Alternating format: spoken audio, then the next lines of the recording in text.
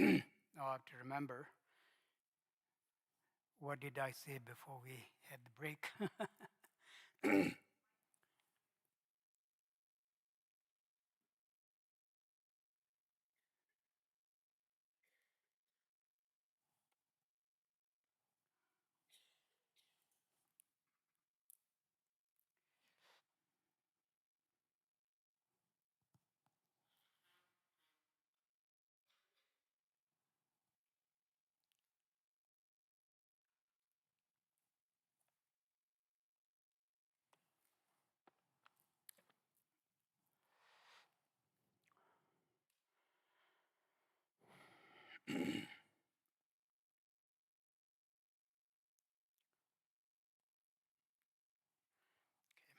So, so yes, one thing I, you know, realized uh, because I lived in states for a longer time that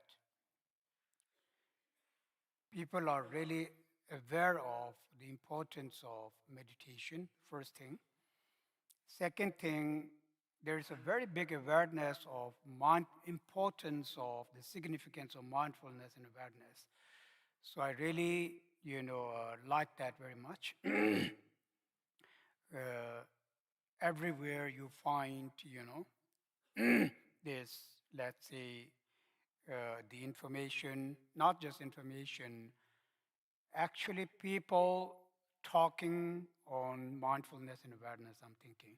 I did not really listen to any one of them in particular, but I understood that there is a very big awareness of that. Even though,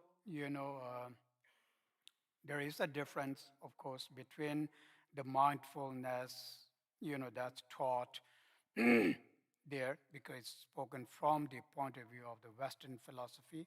I'm just saying, I don't know. I mean, or from the Western education point of view. So there, of course, is a difference.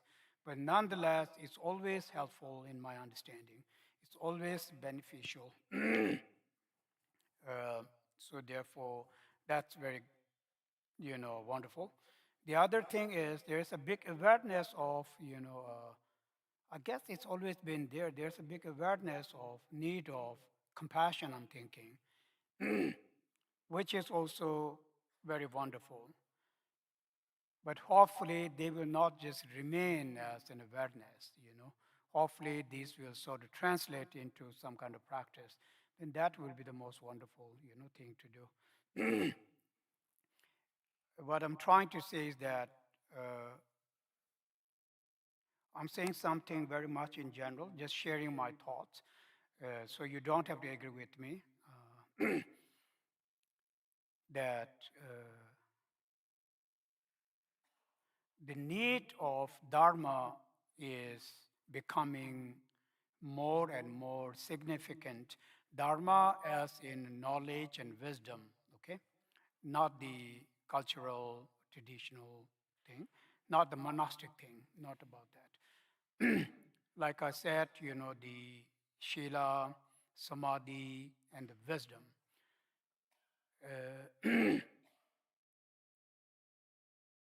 Like I was saying earlier, the only thing that can, it may be a bit dramatic. I may sound a little bit, Hollywood, but in my understanding, it's really like the one that can save the world, so to speak. In my understanding, all human existence from declining is really none other than Dharma, correct? When we say, like when it is said in Buddhism, that Dharma will decline eventually, what that really meant is this actually, uh, it means that there will be decline of, human, not physically, I don't think there will be any decline or, no decline. What can more decline than what's already declining? It's just a physical thing. You pretty much grow old, that's it. That's the end of the whole existence. uh, But again, I lose my track. So but really, one that can very profoundly protect the world from that point of view is really the Dharma, correct? In terms of knowledge, in terms of wisdom, in terms of all that. What Buddha taught is therefore beyond, you know, the worldly knowledge, actually. It's beyond the worldly understanding of the knowledge, actually, so to speak. So that's why uh,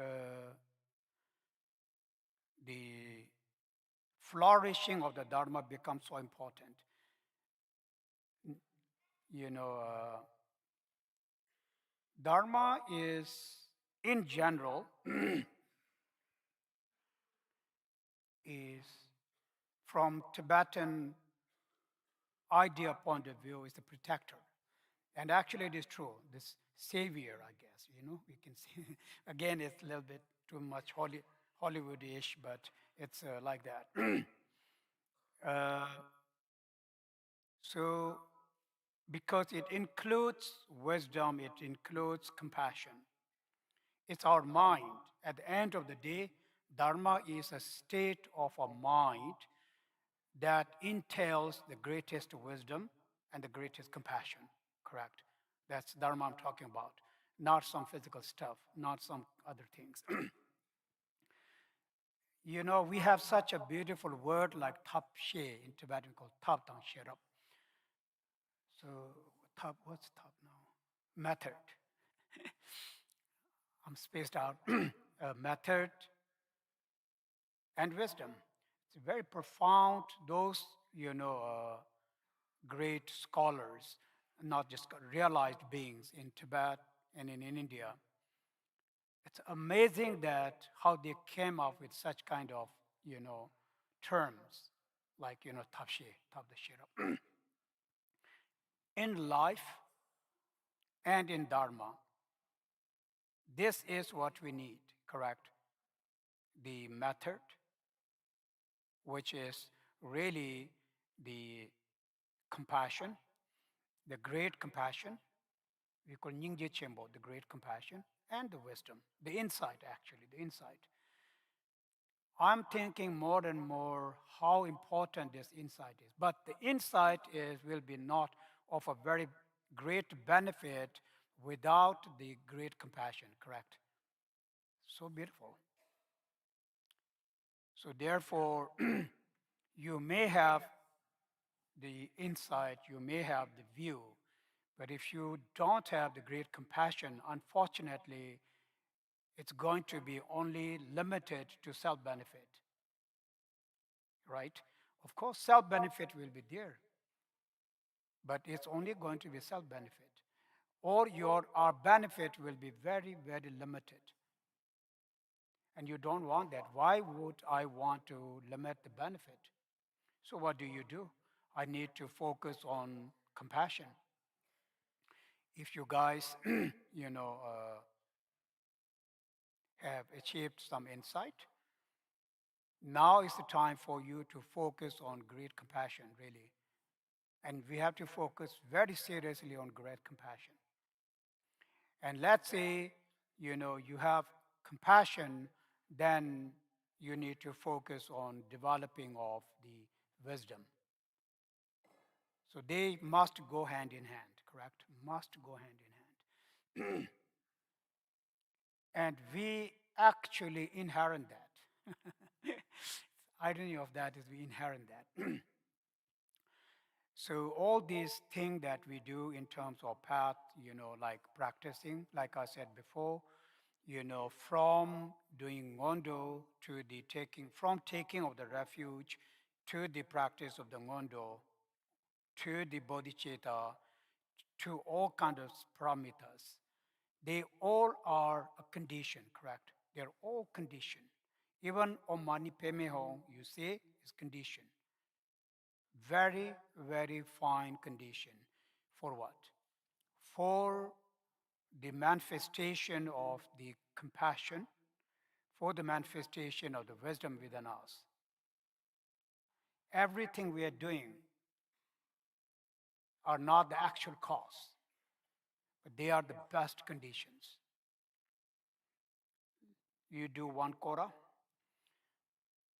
you do one prostration, you say Om Mani Padme Hum, you sit down, you visualize, some yidam and say Om Mani Padme Hum. Like I said, they all add up. You give, food for someone, and you practice patience, anything. So when they come together, where all these things come together, this is called the accumulation of merit. I only have that word called merit. I don't really, it's not, I'm thinking it's not sufficient, the word, but I have no other word, because sunam chito, sunam actually, sunam is the word in Tibetan. Anyway, so this is like, this is what matures, what nurtures the seed of the enlightenment in us, right? It nurtures the compassion, it nurtures the wisdom. Without that, then it remains as it is. So everything we are doing, everything that you have been doing so far, please remember every single Dharma practice counts. There is no big, no small from that point of view at all. So please don't think that, what's the point of doing that? The whole idea is what we need. We need condition. We already got the seed. The whole teaching Buddha taught, was condition. He conditioned, the Buddha nature mind. Correct? So this is why you oftentimes hear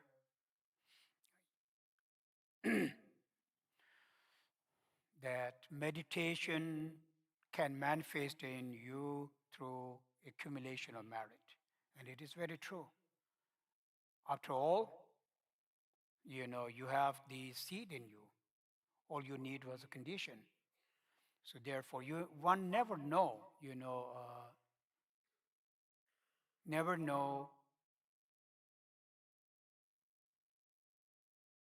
when, where, how it will manifest. But it definitely will manifest. There is no question at all that it won't manifest, given that we are able to provide the suitable conditions. We are providing that. We are not building a Buddha inside us, okay? If you think you are making a Buddha, that's not true. How can you make a Buddha actually at all? But it is same actually, very much same. You can say that, but we are, accumulating the conditions. Learning, reflecting, meditating, 6 paramitas, everything. Every single thing counts. Really, really counts actually. Okay, then other thing about this. It's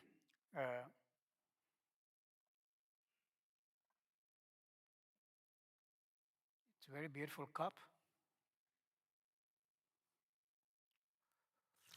Mm. So you guys know this, but I'm just going to share in general.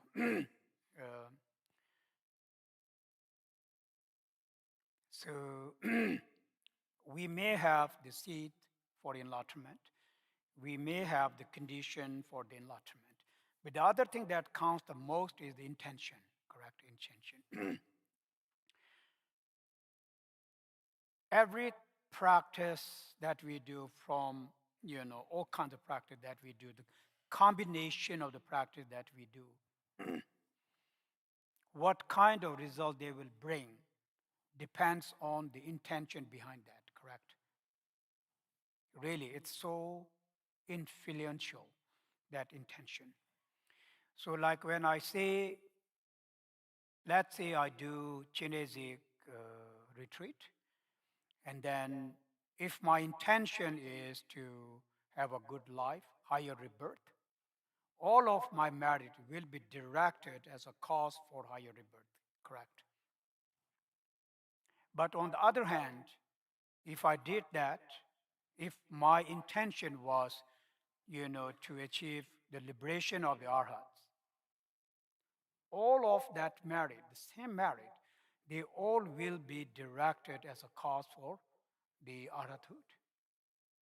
And likewise, if my intention was to achieve Buddhahood, exactly same merit will be directed as a cause for enlightenment. So therefore, the intention is so very powerful, actually, very influential.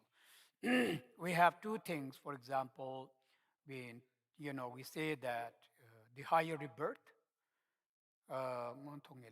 and the, liberations, of the noble beings.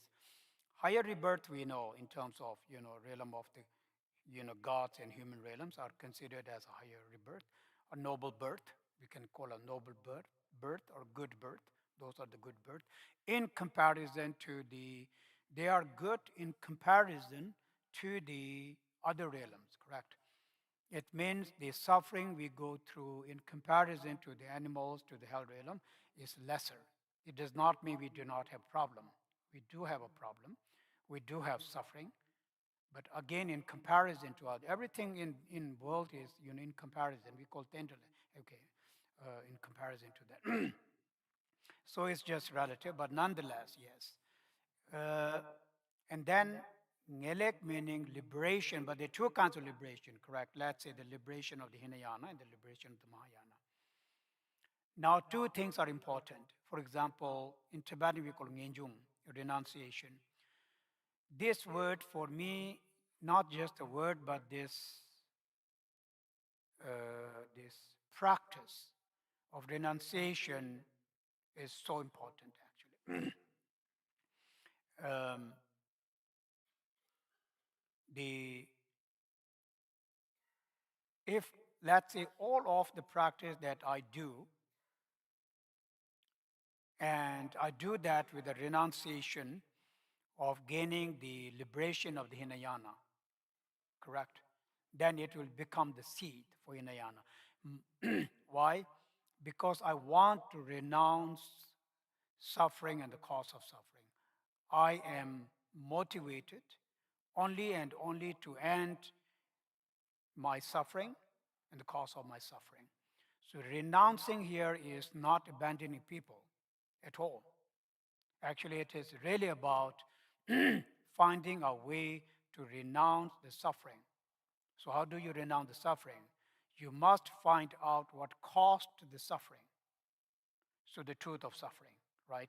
So otherwise, how are you gonna really end the suffering? It's just exact like in medical field. You need to figure out your sickness. Only and only then you can be prescribed the medicines. They won't prescribe you medicine just like that, correct? They really need to make sure that this is the accurate prescription. Otherwise, it can harm you actually. It's very similar to that. Exactly like this in this case too.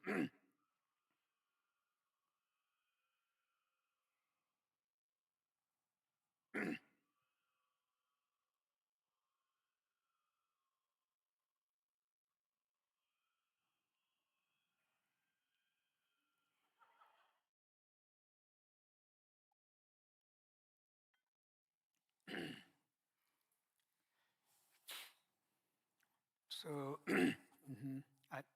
the yes. So coming back to that, to this intention of the renunciation. Actually, I want to touch on this a little bit more.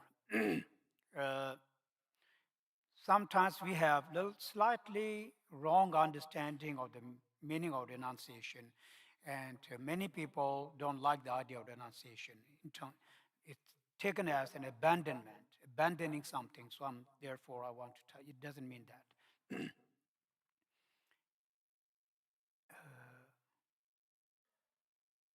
It basically means, really overcoming the craving, the attachment actually.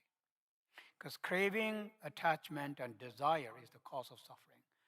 So it's basically is this potential in one's mind to be able to let go of that craving to that particular object, to that particular thing actually.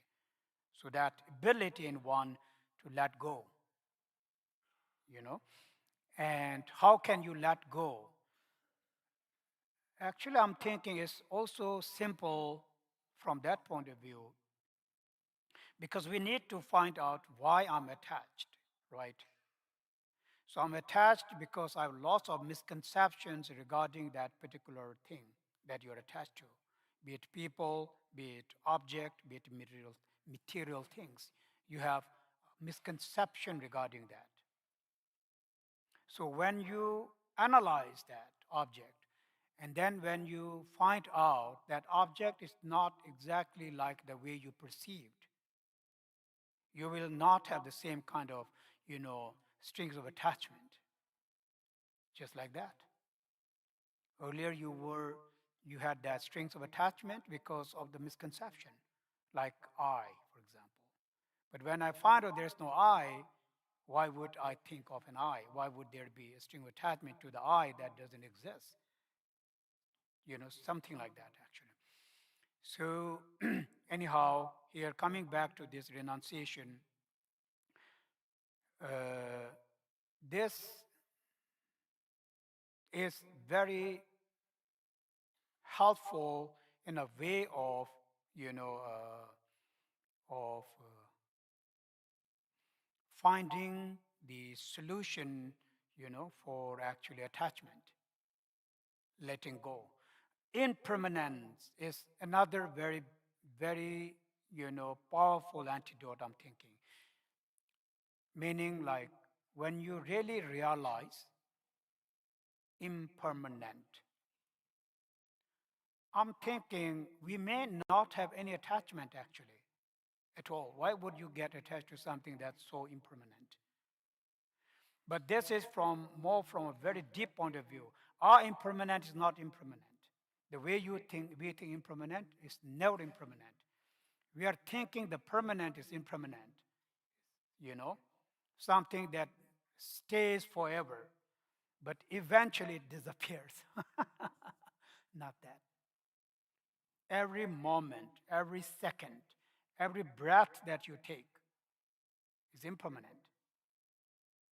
I am not the same person at all because I am a very different person in every second, in every moment. And this is the truth. This is the reality. But if I say, you guys are listening to me, so you are like this. But in reality, if I say this, someone says, oh, this very stupid guy there. He says he's not he. It's like cuckoo. But that's the truth.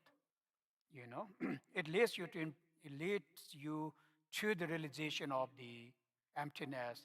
It leads you to realization that how everything is just really an illusion, right? Relative. 100% relative. I'm relative, you are relative. Everything is relative. It's more than actually relative. So anyhow, so this wisdom, this knowledge that how things are, inevitably changing, how things are inevitably beyond our control, correct?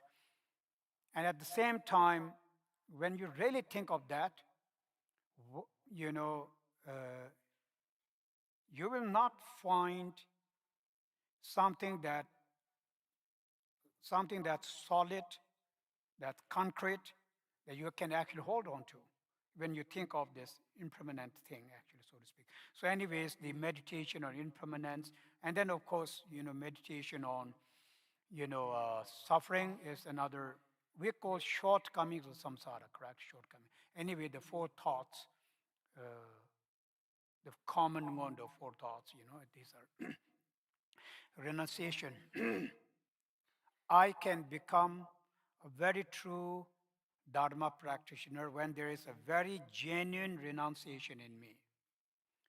Like we usually say, a mediocre renunciation, okay, inferior renunciation is an inferior Dharma practitioner. A mediocre renunciation, someone with mediocre renunciation is a mediocre Dharma practitioner. Someone with greater renunciation is a greater Dharma practitioner. And someone without that is not at all Dharma practitioner in reality, you know. Uh, Again,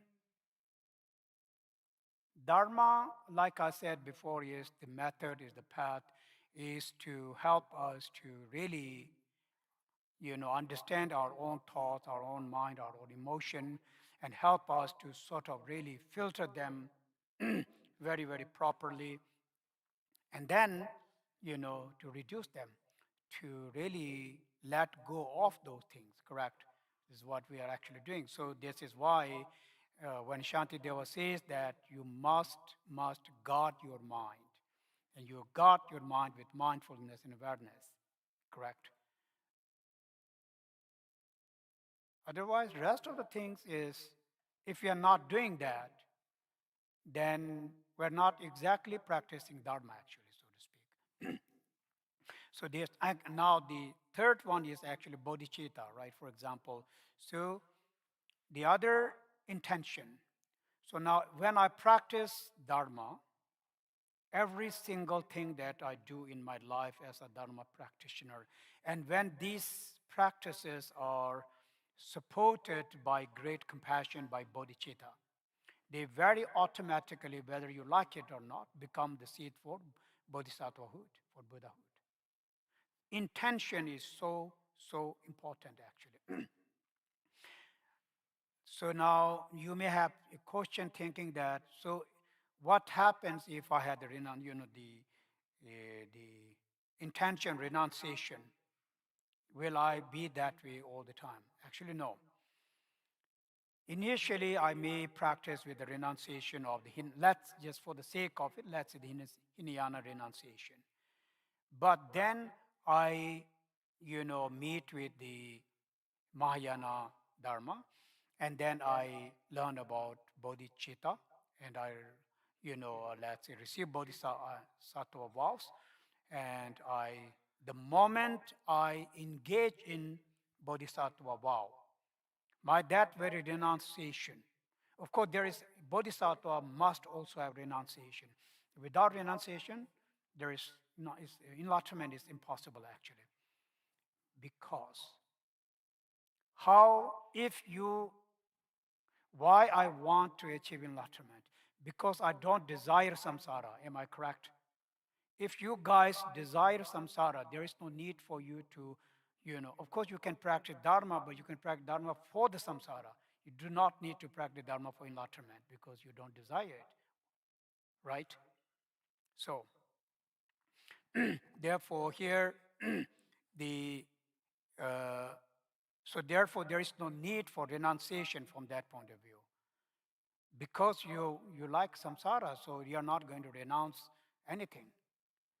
But if that is not the case, if you don't like all the pain, all the suffering, and all these emotions and everything, and if you want to do something about that, that thought is renunciation, correct?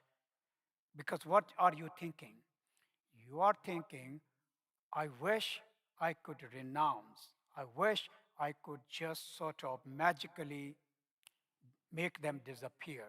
That sense in you, that thought in you of magically making them disappear is called renunciation. That's your desire. You want them to disappear. That actually is a better word. Wow, I don't know how I came up with that, but I guess Buddhas are blessing. Yeah, I'm just kidding. So I lose my track. So therefore, the bodhisattva, when it comes to the bodhisattva, really, this is why I said that when we do, a Dharma practice, they are the method accumulation of merit.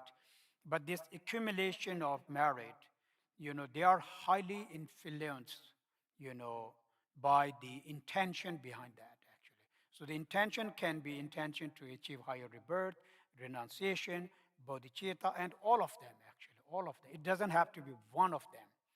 Like bodhisattvas, bodhicitta is always supported by renunciation. That's why they want to, achieve Buddhahood. the so yes, these are few things that I thought is good to share because oh yeah, so I have to again explain something here. Yeah, right. So because during this 10 days, I think, right, of practice, you will be, taking the Mahayana Sojong vow. Those of you who wish to take Mahayana Sojong vow. So this is why I actually brought it up. That's why I brought up the discipline thing. Buddha says that, okay, we have to think it like this. In the past, the arhats, the bodhisattvas, they accomplished their discipline of the Vinaya disciplines. They accomplished the bodhisattva discipline, correct? And because of that, they became who they are. Okay? So now, in times like now, that's actually not really possible. Therefore, Buddha says, and also I'm later on going to read it for you, Nagarjuna also says that, that when you take the vow, you also will say it actually. It says that the reason you are actually taking that Sojong vow, the Mahayana Sojong vow, again, this is why I brought up the intention. So it depends, the merit, the result of that depends on your intention actually. So let's say all of you take the, Sojong vow. When you take that Sojong vow, so you will have this different different intention. And that intention will decide the result of it. Correct. Of course, I know all of us, our intention will be the same because it's actually in the book. You have no choice in the book. It's actually, you say it out loud. So the intention is the Buddhahood. Intention is based on the bodhicitta. So therefore, the, the nature of your practice. Every single day when you do that, when you take those vows, you are planting the seed for enlightenment. So just the way how Buddhas and Bodhisattvas did in the past, correct? Just the way how the Buddhas, Bodhisattvas, and Arhats did in the past. Likewise, we are emulating them. Emulating in the sense like we are trying to follow in their footstep, but by taking our baby steps. It's less than a baby step, but it's a step somehow. One step is even a step. One step to the enlightenment is one step. Two steps, two steps. So step by step by step. But the one thing that I was going to say is that Buddha says that in the past, arhats kept this kind of vows for the lifetime. Bodhisattvas kept this for lifetime. And then they got this, immeasurable, inconceivable merit out of that, and that's how they managed to achieve those states. Same kind of merit will be achieved by beings in the degeneration time when they keep this vow for the 24 hours, 8 precepts, just keeping them just for the duration of 24 hours will have the merit of many kalpas is what is because of the time actually, time of that. So therefore, that's how it is. The other thing I think is also you learn something from. Please try to learn something from that. I will explain you the vows. Uh, what I meant is, it's not just a vow, but it's more of a great teaching uh, of actual renunciation. How? Okay. Like, for example, you will be told that you can't dance, you can't sing, you can't, party, you can't wear perfumes, you can't wear beautiful ornaments. You can't, sleep on a very beautiful, you know, king size, queen size beds, things, stuff like this. And I'm saying this because I like it in the way like it's renunciation actually.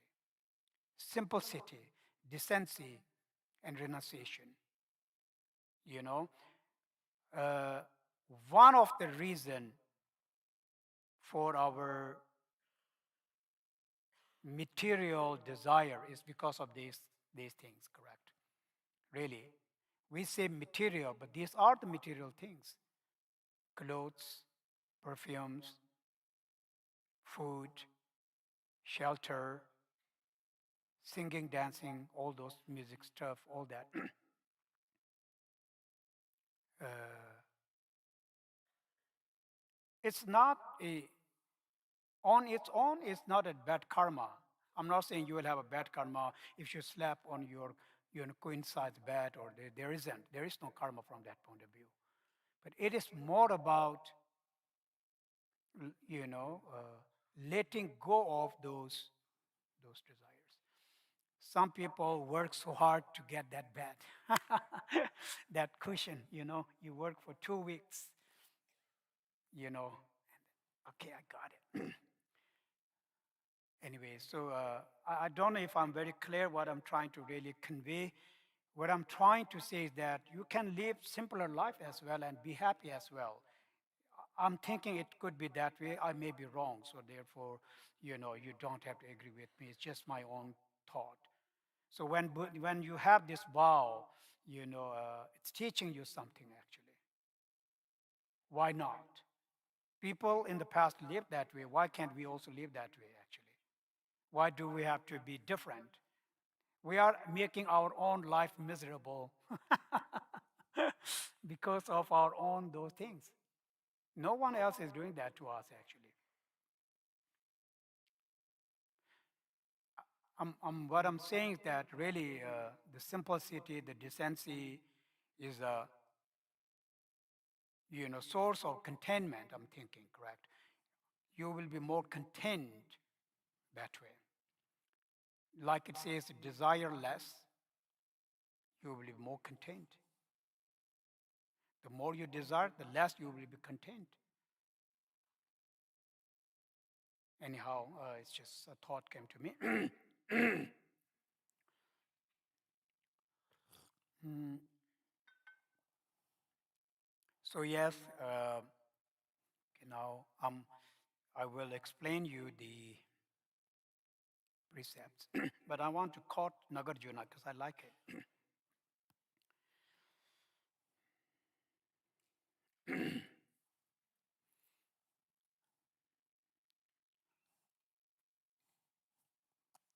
Okay. Oops. Yes. This is from Nagarjuna's letter to a friend. I guess you guys have learned that before.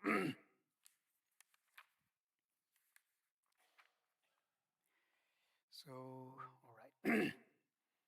When one eschews harm, theory, sexual intercourse, falsehood, liquor, the desire for untimely food, delight in high seat, song, dance, various forms of jewelry, and takes on these, oops, correct, uh, takes on these 8 precepts in emulation of the arhats moral practice, that is posada, which bestows on both men and women the appealing body of the desire realm deity. Okay.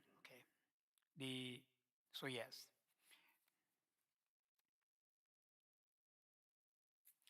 Uh, who can few things are there, that's interesting I found. Maybe it's interesting for most of you also.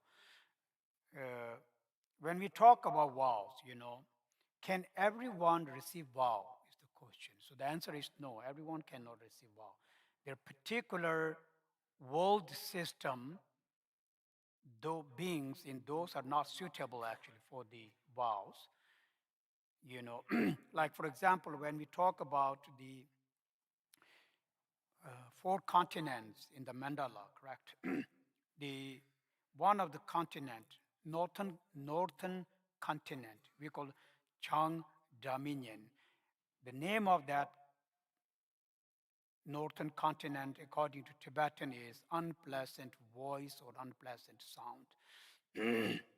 It's within our realm, actually, from the four, so to speak. So they are not given the vows, actually, because of the richness. The richness, because of the luxury they experience in their lifetime. I like it also in the sense like it is said that Dharma uh,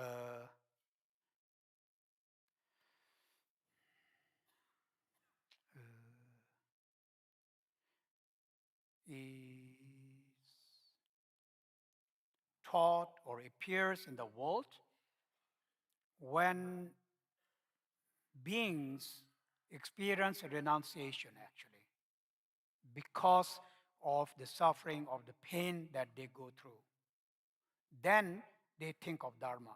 Another example I will give you is that actually I don't know if you guys know that, but I know it very well from the my point of view, from Tibetan point of view. We say that to actually Tibetan people. They when they are in problem, then they come to the Lama, they come to the monastery, they want us to do this, they want to do that, do a Tara for us, do Guru Maja for us, this and that. Okay? So they remember Dharma when they're in problem. When all that's solved, they never come. You only see them when they have another problem. Oh, Lama, please, this and that. I'm not complaining at all. It's a little bit an example. In my experience, it is also same. When there's some sense of fear, some sense of law, not law, some sense of uh, when you get lost somehow a little bit here and there in the samsara, and of course, other pain and things, then that's when you remember the Dharma. So you see, this is the point actually. But if everything's perfect, the chances are you will never desire the Dharma. So now I'm coming back to this world of that continent. Their entire life, problem, there's no sound of problem at all. This is why there's no renunciation. Because of that, even if somebody keeps Dharma to them, it's actually meaningless. They will never practice it. When you have too good a life, and from that, in samsara, it's a little bit impossible, correct, to have, too good of a life, actually. You can think, yes, but that's not the truth. You can, yes. But anyways, so therefore, when there's no renunciation, then of course they're not given not that Buddha properly that, sort of stopped them, but they don't desire it. To some extent, it's true actually in our world too, In the rich countries, it's like this a little bit. Some example. Not that in rich country there are no suffering. I see lots of suffering there. Same as from that point of view, suffering point of view, there is no rich, poor, or first country or third country. It's actually exactly the same. I think it's actually a little bit opposite in my experience. Uh, so I'm really being very honest, just saying something that I think is true. So yes, so please don't mind me saying this other stuff. Um so yeah, okay. So coming back to that, now then, also this is why here Nagarjuna said that. He's talking about the 8 precepts, uh, but he says that male and female, correct? So that means transgender. They are actually not the vessel for receiving the vows. That's actually understandable when there's, okay, it will be a lot to explain, but transgenders. So we have male, female, and transgender, things like this. Now, this is just giving you an information, it may be not of a use, but it's also a knowledge, so to speak. Like we cannot plant something on any place you find, correct? The place has to be suitable for that. Same as that, so to speak. All right, so now here, the Sojong vow point of view. Before going to the Sojong vow, uh, the 8 precepts that he's talking about here, Nagarjuna, or other, there's a name for that actually. We call it, the it's called Upavasa vow, actually. Vow 8, vows of the Upavasa. I'm thinking it means the Nyungne vow. In Tibetan, we have a word called Nyene, vow, 8 Nyene vows. Now, so first, what are those 8? I think most of you know that, but I have to just, list it out for you guys. There are these 8, negative actions that we, don't engage in at all, that during the duration of these 24 hours, because this is vow for 24 hours, one takes this vow saying that I'm not going to, engage in any of these 8 kinds of the negative actions whatsoever, right? So that's the duration is 24 hours, as you know. Uh, so the very first one is, giving up of taking of the life, of other sentient beings. In Tibetan, we call tsewa. Tsewa meaning harming. The in our world, the most harm one can give to someone is to kill them. Is how we think. This is why it meant almost like ultimate punishment. Ultimate harm is like killing someone. So the giving up of that killing. Uh, then the second is actually stealing, giving up of stealing.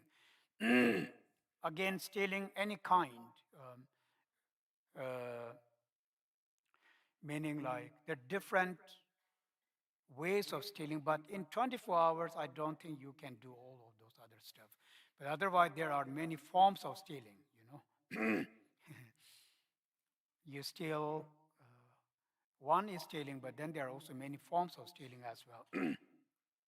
Like, not giving things that you have borrowed from somebody else is a form of stealing.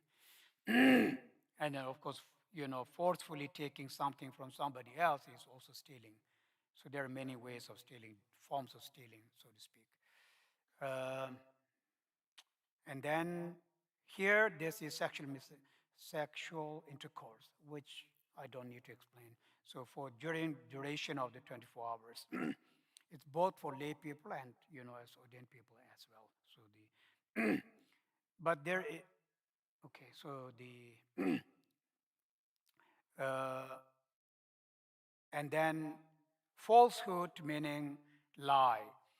It's actually a good word. The falsehood meaning It's the intention behind that. Intention is to cheat someone, correct? You lie because you want to deceive someone. So this is why you want to fool someone, so to speak, or cheat someone. This is why it says falsehood, lying. Again, there are different types of lies, you know. Uh, here it includes all of those lies. So this for the killing, stealing, intercourse, and lying. These four, by definition, they are negative, correct? Understand?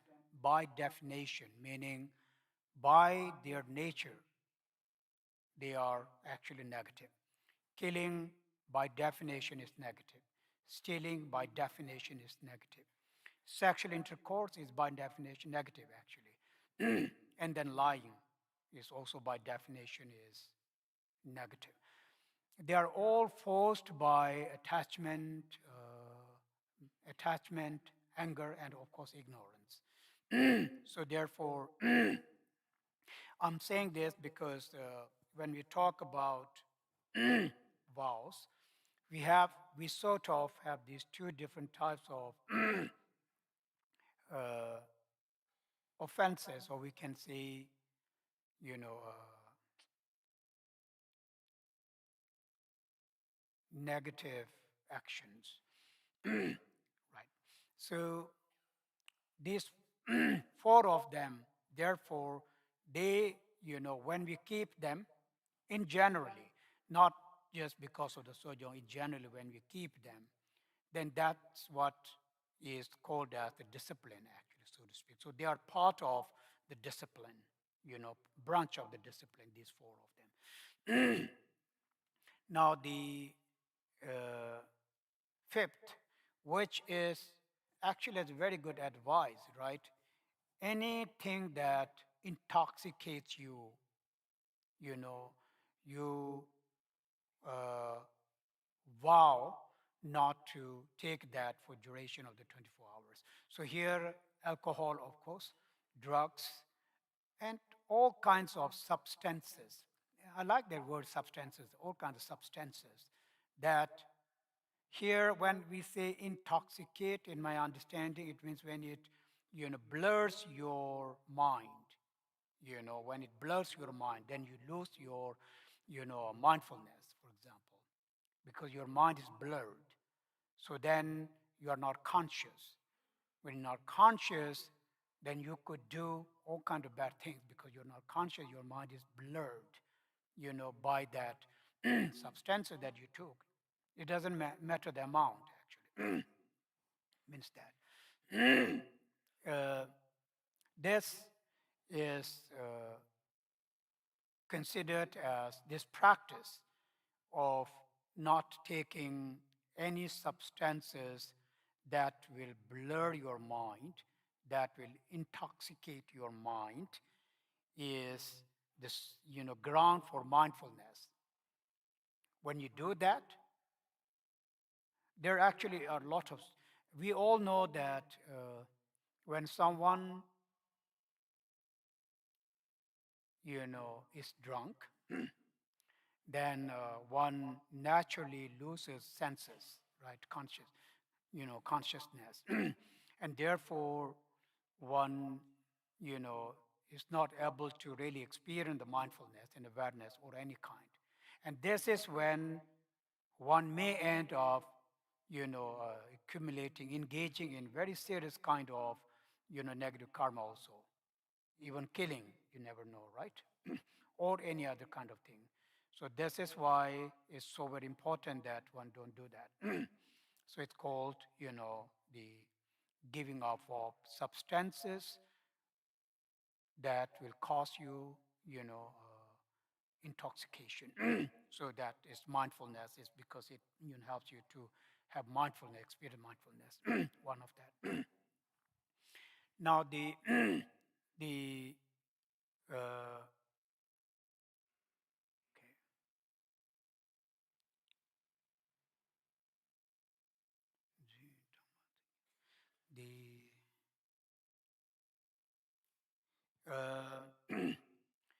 So this actually, okay, so what I'm explaining is that as far as alcohol was concerned and is concerned, uh, they become, okay, the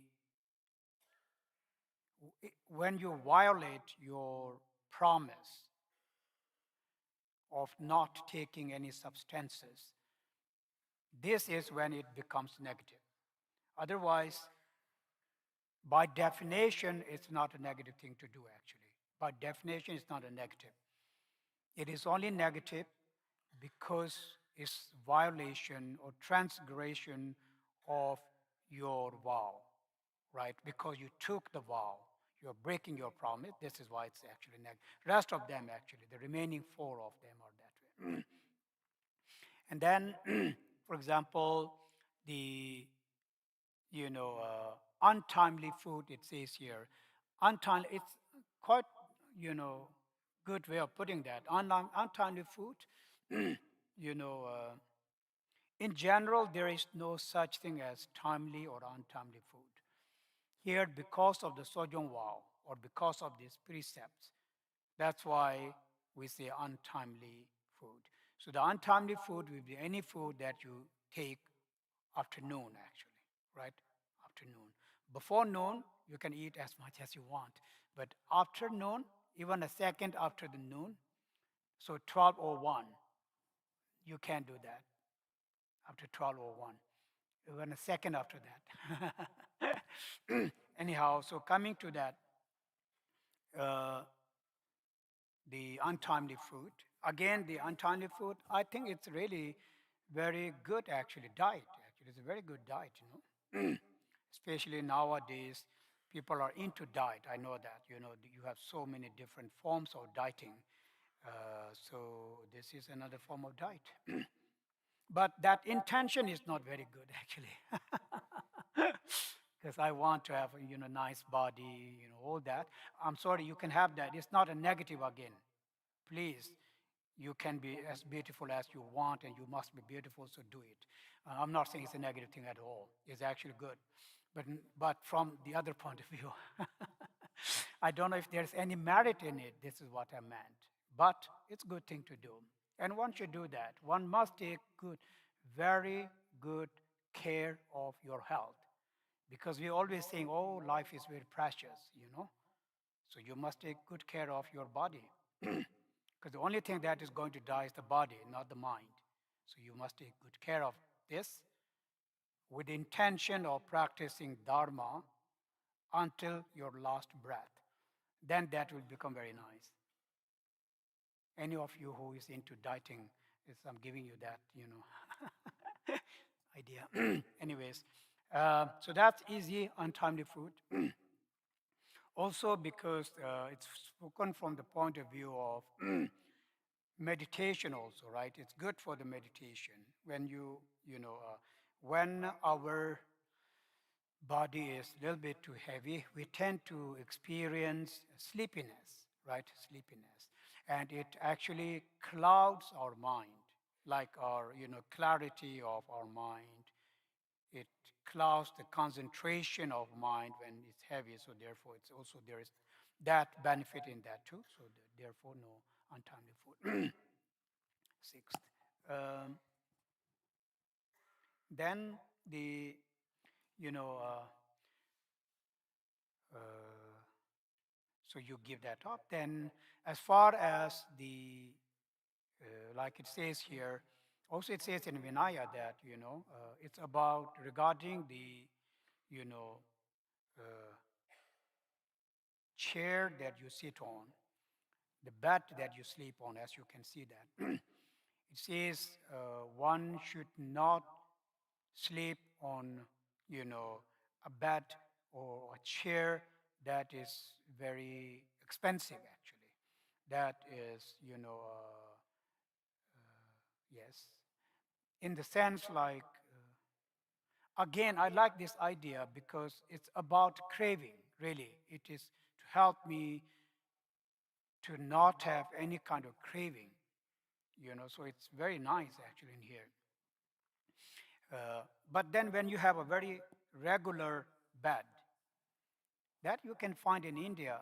Nowadays you don't find it, but before, as a kid, I know there's this bat made out.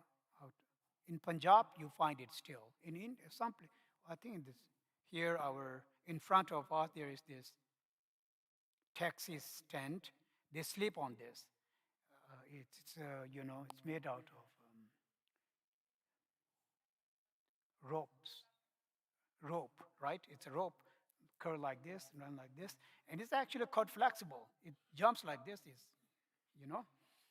Anyway, just some idea. You know, mainly what it meant in this case is that you want something that is very, decent, very simple, that which will not create any kind of craving in your mind. It's because of that. So it's helping me to protect my mind, actually. So chair, like when you sit on a very high chair, you may feel very proud, okay.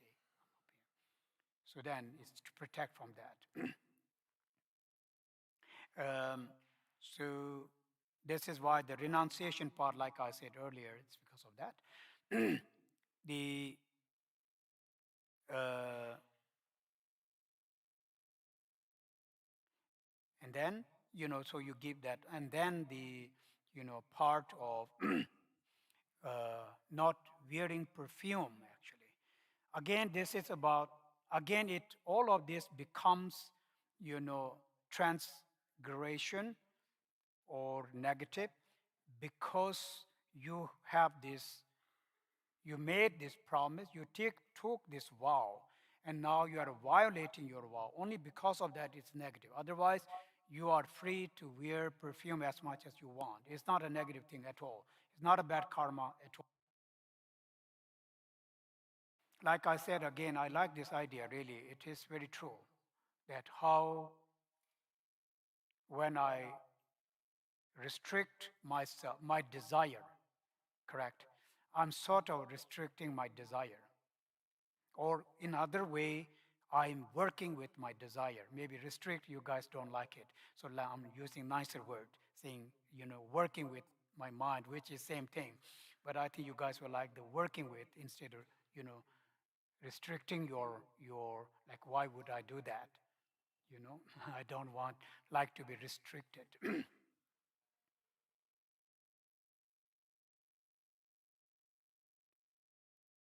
We never ever restrict our emotions, do we? We let them flow, as they want. Don't you think that is the problem, actually? That is the problem, really. We must restrict them with mindfulness awareness, flow of, free flow of emotions. Anyhow, so coming back to what I'm saying, then uh, also I think there is that element of pride in that too. So basically, all this, what I'm trying, this, you can list it, it's easy, but I'm trying to say that how by doing this, taking this vow, helps us to really, really, work with our mind. You can see we are really, working with anger, working with attachment, working with ignorance, working with desire. Can you see that? It is really like this. So the vow was an excuse, actually, or the vow was only a condition. The real reason behind that was taking a very good care of my own emotion, and reducing them, recognizing them. So therefore, that this is what we need to understand. uh, this is the point. In general, this is the point. Meaning, if I'm not by taking this vow, you know, the vow is a means that which helps me to experience mindfulness and awareness. Mindfulness and awareness, in turn, then helps me to, uh, protect that vow from these kind of emotions. correct? So this is how they go hand in hand, actually. So like Shantideva says, you know, if you wish to keep your discipline, you do that by guarding your mind, really. Otherwise, how you do that, actually? So it's all about that. It's how it actually brings the meditation in you, how it brings the samadhi in you, how it brings that insight in you. So this is why how you learn so much. So please don't think you're not meditating. Okay? Meditating is not only when you sit and close your eyes and think nothing. That actually is not a meditation at all. Or then, or when you sit down and feel good about it, that's also not a meditation. Again, it's true. I'm saying something very true because I know people, sit down and feel very good. Oh, I had a very good meditation. How is that a meditation actually? What do you mean by that is a meditation? Feeling good is a meditation? You can fly, or you can just, anyway, again, I may lose my track. I don't want to go into these places. So then here, when you experience renunciation, when you experience bodhicitta, or when you experience insight, I call that meditation because that is going to help you in this life, beyond this life. Not that feeling good, actually. That will not help you. Anyway, okay. So,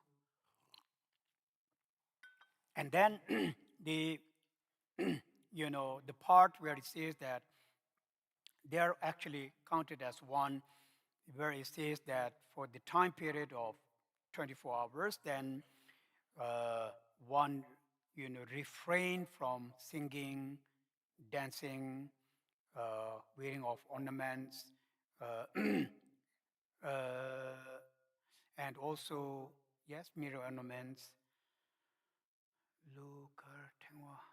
Yes, all of this. Again, this is because, I think in Nagarjuna's book here he says this. Somehow, this is a very good antidote in my, thinking for helping one to, refrain from distraction. In my understanding, it's a big distraction actually. When you're distracted, then all kinds of thoughts can arise. So therefore, it helps one to not have distraction. This actually is what it says in the book, that it helps when I am not doing that, when I am disciplining myself, then my mind is in the place. Okay, it's in the place. So when it is in the place, then it does not lose its awareness, its mindfulness, its quality. So therefore, I will have no distraction. This is why it became very important for the time period of that. I'll not do that. So there are lots of benefits. You can see how this is helping us to experience mindfulness, awareness, meditation, renunciation. Renunciation is the food, is the root of everything. You can see that, right? All of this is based on renunciation, right? Really, it's actually based on renunciation. You are doing that out of renunciation, actually. And this is why it becomes perfect. When you experience that renunciation, you are able to keep the vow perfectly because your mind is in a state of renunciation, very good renunciation. That you made this decision from now at the dawn until the dawn next day. You make this decision in your mind, correct? Once when you make this decision, you stick to that decision. That became your vow, actually. And of course, there are a lot of things that you read, along with that, but anyhow. And you want to, all day long, please be mindful of that, okay? We very much need to be mindful of that. I must, for this one single day, will become or will follow the footsteps of the arhats, no matter what. Even if the world came to an end, I'm going to do that. This kind of decision, determination is very important.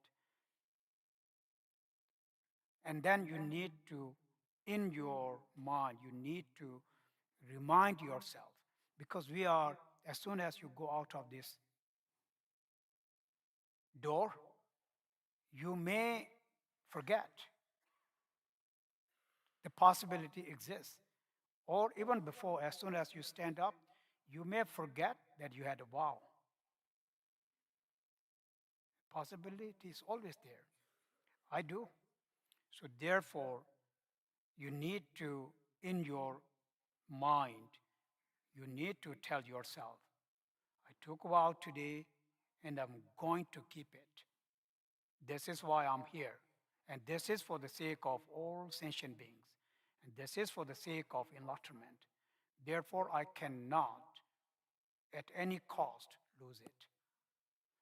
This is so important. And you say this to you, you know, as many times as you can remember in the daytime.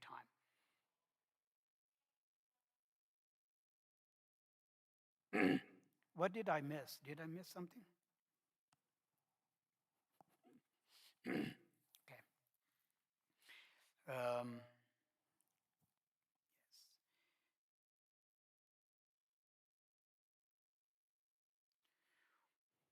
mm,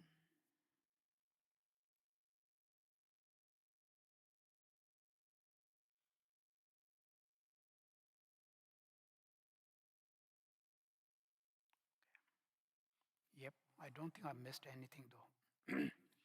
All right, so now here, actually, I already said this, you know. In this case, when Nagarjuna says that, you know, by taking these 8 kind of precepts, I emulate the, you know, moral ethics practiced by the arhats. So this is from the Hinayana point of view, okay? It's Hinayana point of view, meaning like this is from the point of view of, you know, renunciation.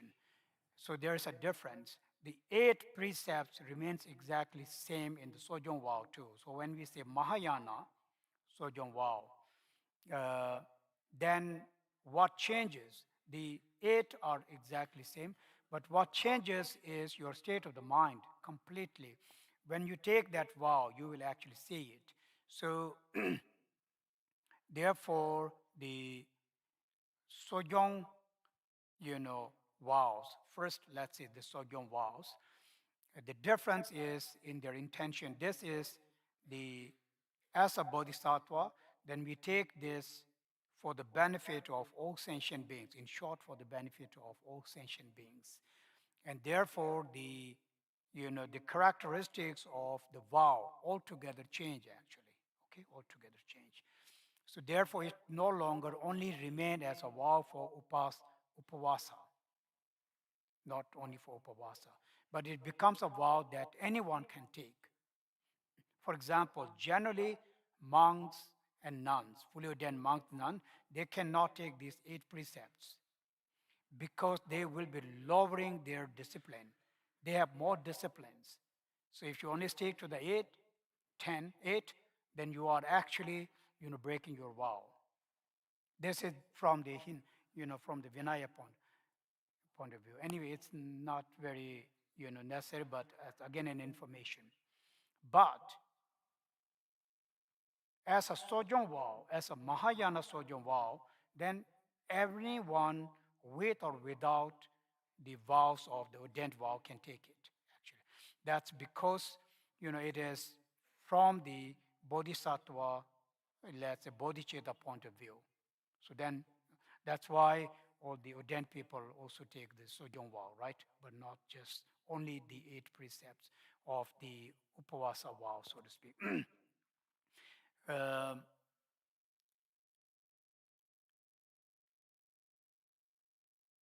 you know, there are many vows, right? Generally, we talk about, you know, the 7 liberation vows. And then sometimes we the 8th one. So the 8th one are the 8, you know, vows or the 8 precepts, actually. We call nyene. Nyene vow, it says posada here in Sanskrit, posada, nyene vow.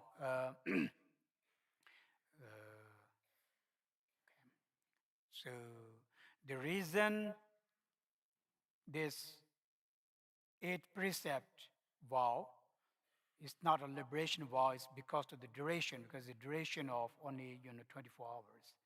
And the rest, the others, all the liberation vows are for the lifetime, right? It's for lifetime. So this is why. Maybe it's not necessary, but it's good to hear these things a little bit. So again, now coming back to the, meaning of the sogyong. This is actually a very important part here. The 2 words in Tibetan. Do we have any time or something like this? No, right? Okay. So and gyong, 2 words. Mm.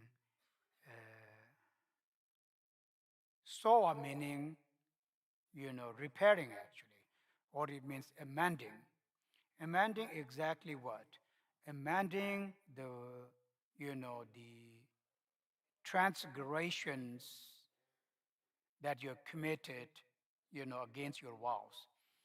So now you can see if you don't have a vow, you don't have to do a sogyong actually, because what are you going to exactly repair?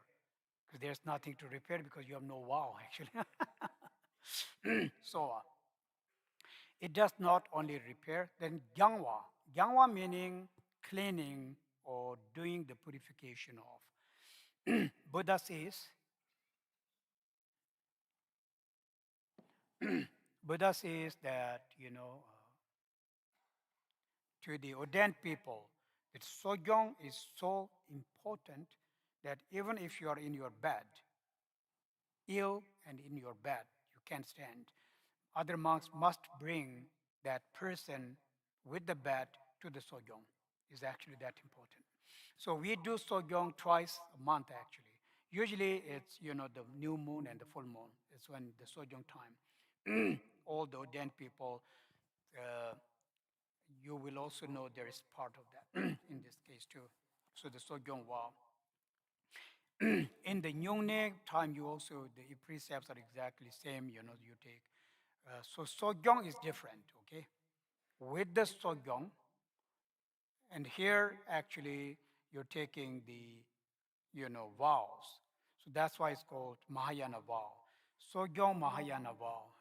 Actually, sogyong is different, and this Mahayana vow is different. It's 2 different things. So now yes, so sogyong. Uh, if you have bodhisattva vow, if you have liberation vow, and then if you have vajrayana vow, then you do have something to repair, correct? Something. Again, why it is so very important?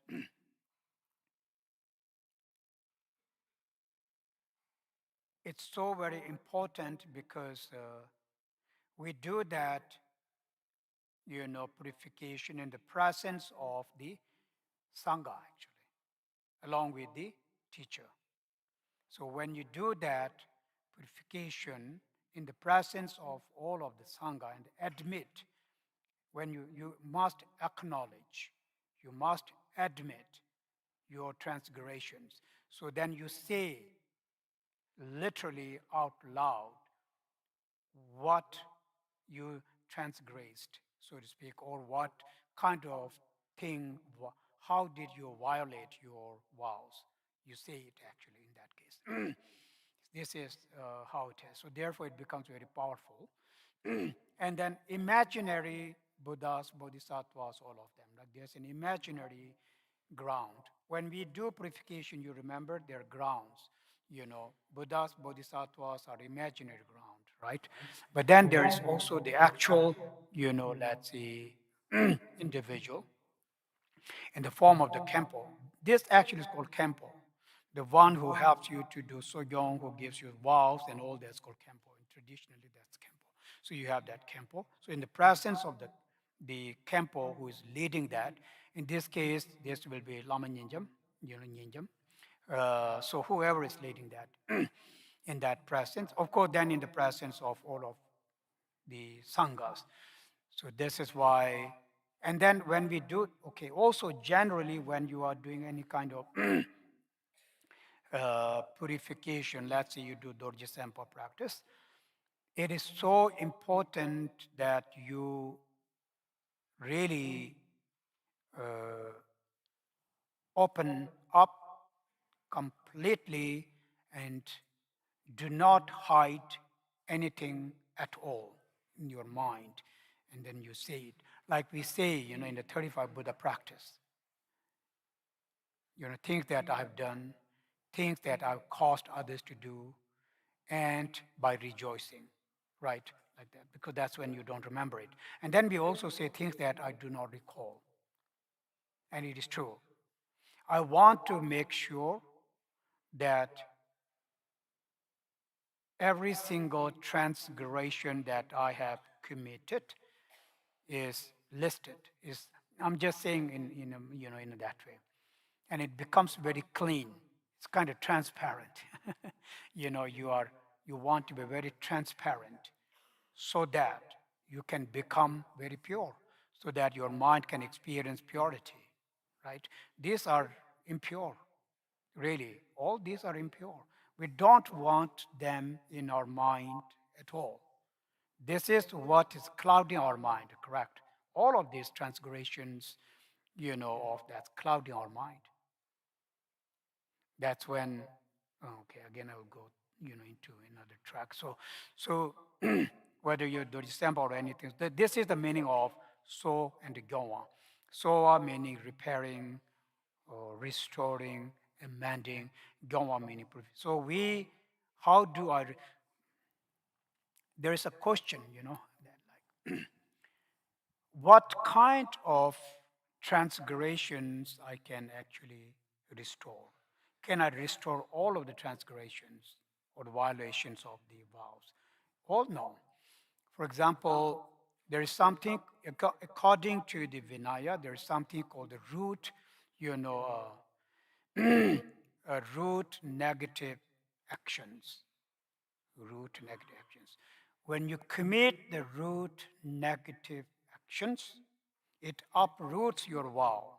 Then, of course, by doing sojourn, you cannot regain that at all. So, what is the meaning of that? It actually is quite simple, but it means when I engage in particular negative karma. So, in karma, four things. When these four things come together, then this is when the karma becomes the strongest, actually.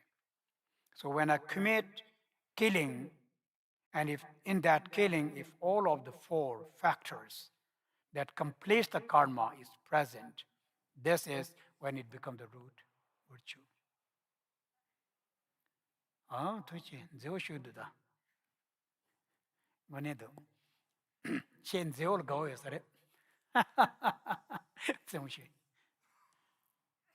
So cute. I think it's very cute. Like myself. I'm kidding. But it is very cute. So again, I have to come back to what I'm teaching. So yes, the in Tibetan, okay, the first one is the presence of the ground. We call it Yi. That means in terms of killing, then you have to have an individual who is other than yourself, right, to be killed. So then you have that object. Then the intention to kill that individual. And then the act of killing. Third one is the act of the killing. And the fourth one is, satisfaction, no regret, both. Satisfaction as in like, feeling satisfied, feeling actually happy, right? Okay, I did it. So when you feel satisfied, that means there is no regret, correct? Actually, at all. So this is what it meant. In this case, we call it Satung Savit Tungwa, meaning the root non-virtuous actions. There's another word in Vinaya, but it doesn't matter. So then there is no repairing. But this is an interesting point actually, But if one of these factors is missing and it doesn't become then the root negative action, then your vow is damaged, but it's not damaged beyond repair, correct? That's why you can repair it. If one of them is missing, it's, you know, man, uh, and then if two of them is missing and only one is missing, so you can see that how karma becomes, lesser and lesser and lesser heavier, so to speak. Then it's easy to defeat them. So anyhow, here when we are doing the so gyong, so and gyongwa, and it is possible still to restore my vow, still to gain my vow back when they are not completely damaged beyond repair. Correct? So we actually make sure that they're not damaged, but that's a little bit difficult. To be very honest, very, very difficult. With mind like us, it's very difficult.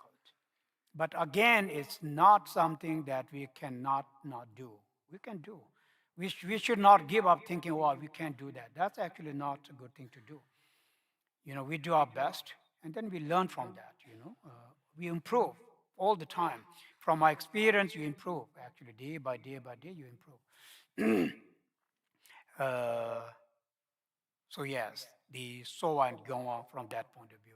Same with the Bodhisattva vow too, actually. But I cannot go in detail. Bodhisattva vow, Vajrayana vow, all same. They should not be damaged beyond repair. But if they're not damaged beyond repair, then we can still, repair them by doing purification of that. So like we have, what is that, Vajrasattva vow? No, Vajrasattva, Dorjisempa, 35 Buddha. We call 35 Buddha, but it actually is Three Skanda Sutra, the Sutra of Three Heaps. You are going to read it. In Tibetan, actually in Tibetan we call it Tungsha, but it's Pumbusum Bendo, Three Skanda. It means uh, it's very powerful. Like Dorje Sempa practice, the 35 Buddha or the Three Skanda Sutra, the Sutra of Three Hips, is very, very powerful for purification of the karmas, actually. Tungsha. And then there is the Akasha Garbha Sutra, which is a little bit difficult to find out, but there is an Akasha Garbha. Especially the Akasha Garbha Sutra is very good for the purification of the Bodhisattva vows. Okay? So anyways, so we have all these other means to do the purification.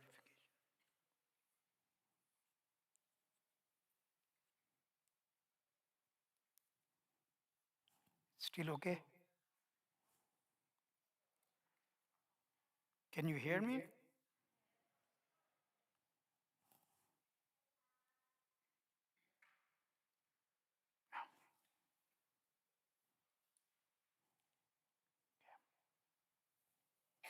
This one is very thin, so it's okay. All right, so I need to remember what I was saying. So yes, those about the transgressions of the vows. uh,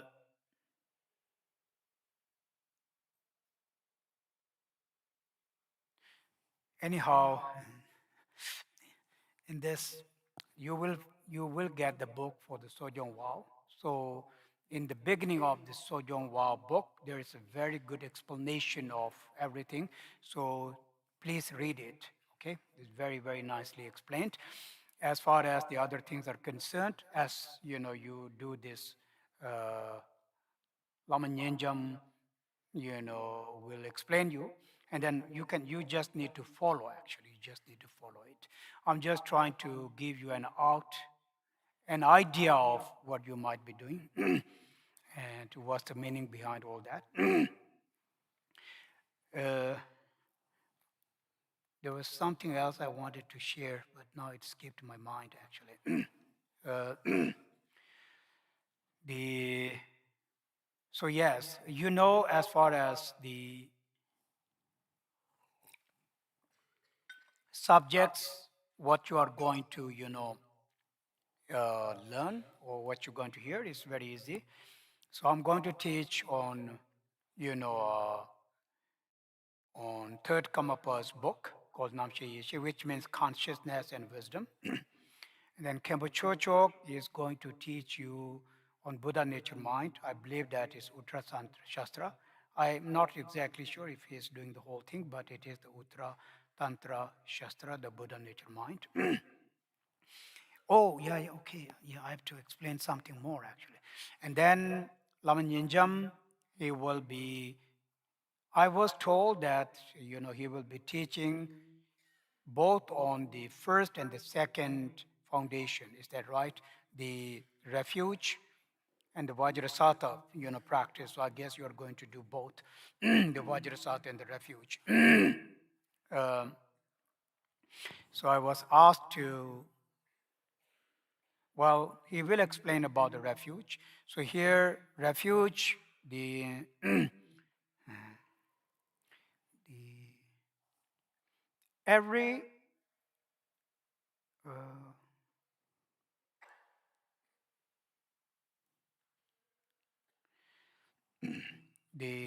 just like renunciation, the reason actually we are practicing Dharma is also because of refuge, correct?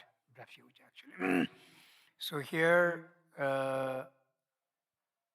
the four foundations, you guys know that, so I don't know if I need to explain everything, but the meaning of the foundation is actually very interesting to me. It's foundation for actual realization, is foundation for, especially we say Vajrayana, but in my understanding is foundation for, for the path to enlightenment. But maybe it's Vajrayana, foundation of Vajrayana because of the Guru Yoga in it. The Guru Yoga is a foundation for the Vajrayana as well, But the rest of them, for example, the refuge, which is the prostration, Vajrasata, mandala, they are really basically they are foundation of, accumulation of merit, correct, and purification.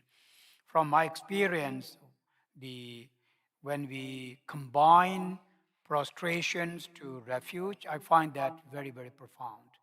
It's very profound, especially when you do prostration.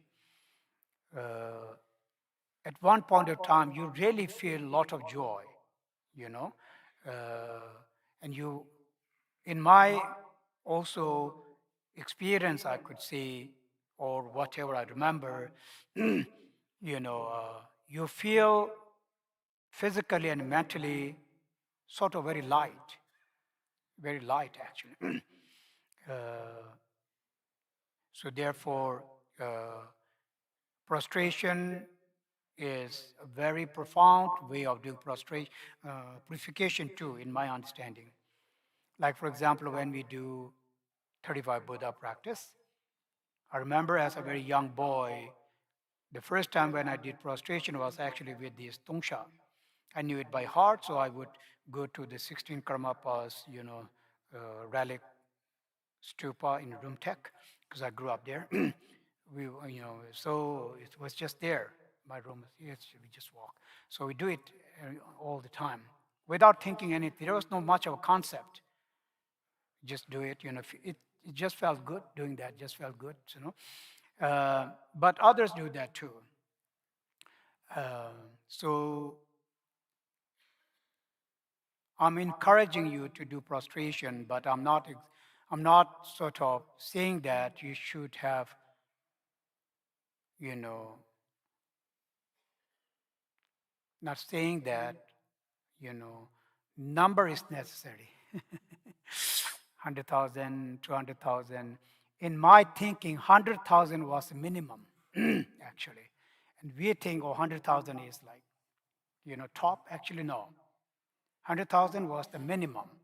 This Lama, whoever thought of giving this number like 100,000, he was very compassionate.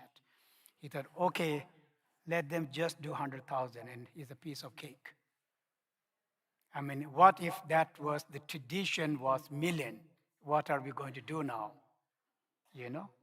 Really. If we say 100 is too little, 1,000 is too little actually, right? 1,000 sounds like too little. So 100,000 is the minimum. So what I'm saying is that it's not about the number. The prostration must come from out of your heart, from the goodness of your heart. It must come from the goodness of your devotion. That is what counts the most. When you do that with this great devotion to the Buddha, to the Dharma, to the Sangha, to the Guru, to the lineage, that's what matters the most. This is just an appearance. This one is an appearance. The actual work that is being done is by your that thing that you experience in your heart. Not because you're doing this, but that also counts. Again, that's a very good means, no? Beautiful, very nice means. It can cure you from a lot of stuff also physically. It'll make you look younger, actually. It's true. Do it more and more, you will start glowing. Yeah.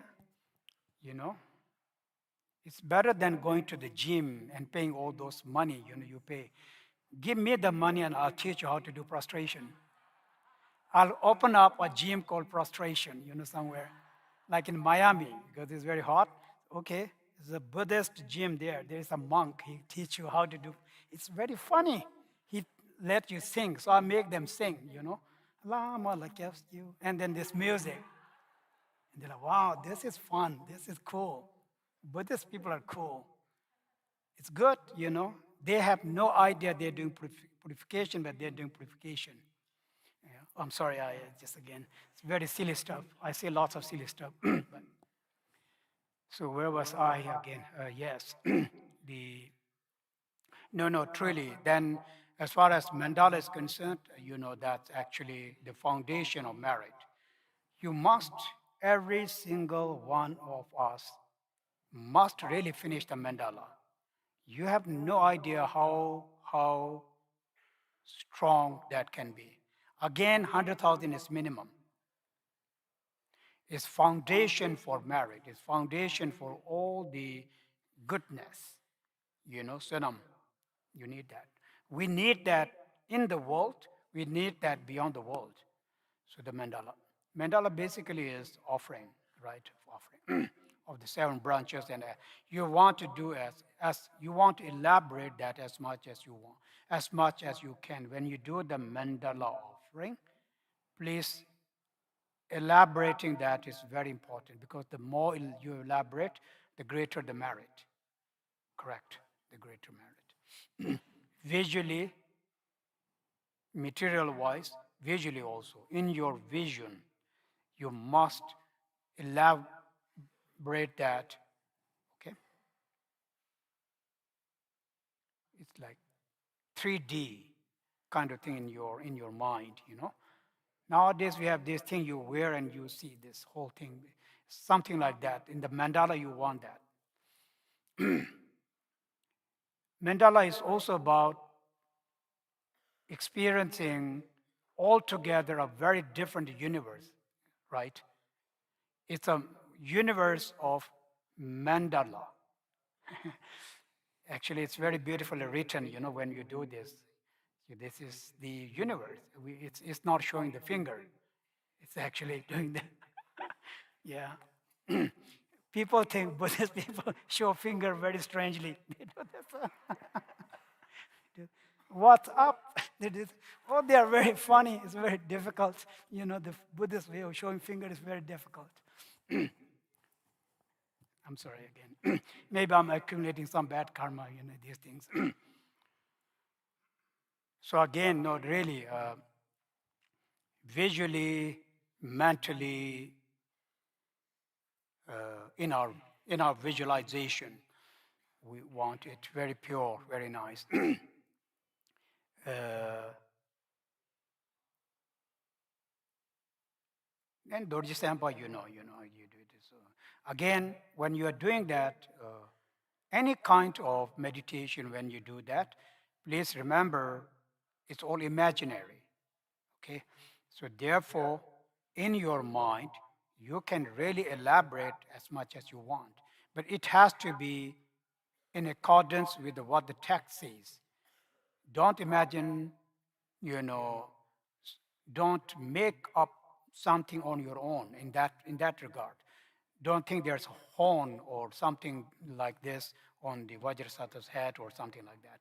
But when it comes to the visualization of the ornament of the, facial features, the physical features, ornaments, and we want to literally, we want to feel them live. This is what I'm saying. It's not just some kind of statue up there, mute. No. There's a body, there's a speech, there's a mind. Excuse me. So it's not a statue. And they literally talk to you. So therefore, that's what I meant. In appearance, you want to experience them in the most beautiful, precious form, right? Form wise. Mind wise, the most, precious mind of wisdom and compassion. Speech wise, you hear the Dharma, mantra. That's the speech. When you hear that, it's actually Dharma. Dharma meaning it's again nature of wisdom and knowledge. So when I'm doing that, I am literally, literally in the presence of the Vajrasattva, and he's literally interacting with us in that manner. Something like that. So these are very important. Otherwise you have it in the text. And then, then what's left? Guru Yoga. Is that right? Yeah, Guru Yoga. So Guru Yoga is Guru Yoga. So then, most of you're doing Guru Yoga. Again, no, I'm in the sense like, I personally find that a very profound way of bonding. Bonding, it's, for me, it's more of a bonding of a mind to mind. Of course, it is always bond your mind to mind. So this is very important in this case. Again, not physically. There's there's no bonding. I'm not saying that physically in the sense like, you know, uh, me and the Lama, physically don't become one. I am still me. I am still me, but with that quality, with that realization of, let's say, the Guru, like, let's say, Vajradhara, okay? Vajradhara. But so we,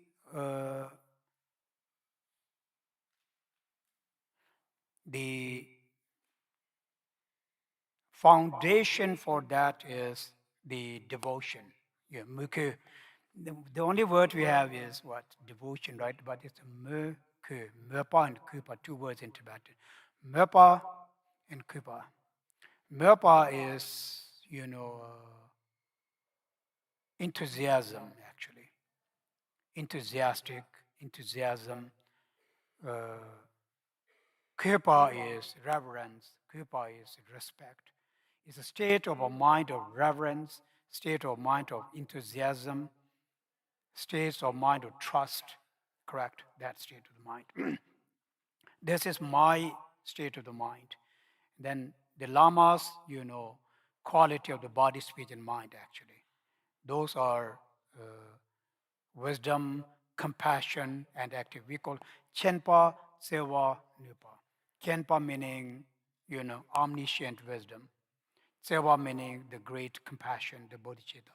Nupa meaning the potential of the great compassion of the wisdom to benefit all sentient beings, limitlessly, timelessly. That wisdom. This is the state of the Lama, correct?